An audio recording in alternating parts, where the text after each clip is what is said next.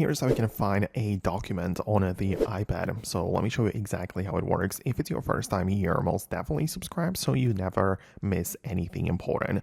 Well, the documents might be stored in multiple different places, but most likely it's going to be part of the Files app. So that would be the first place to look for it. So open up the Files app. It should most definitely be part of your iPad and just go through the different locations, right? So we obviously have the iCloud Drive storage there. Then we have the On My iPad, which is the local storage.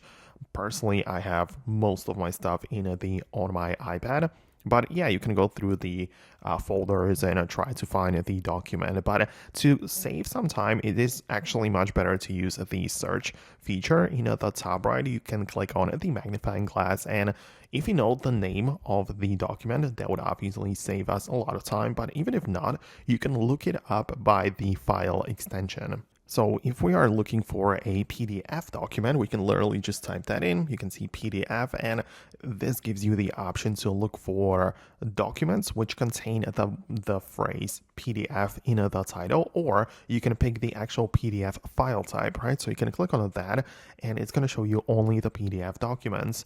If it's a different type, right, for example, like the Word document, right, you can literally type that in, like you can type in the doc, and you can see you can look up the Microsoft Office documents or Pages document, and like different options are available. So that's how you can look up your documents by the file extension and file type.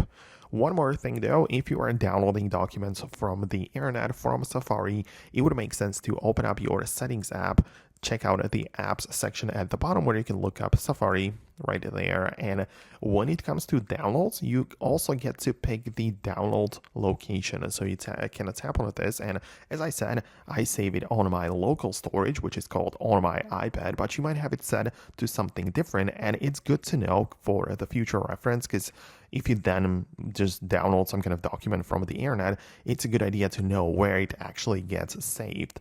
So that would be all from me right now. If there are some more questions you might have about this, most definitely let me know about those below in the comments. It's possible I'll make an updated video about it, but thanks a lot, and I'll catch you later.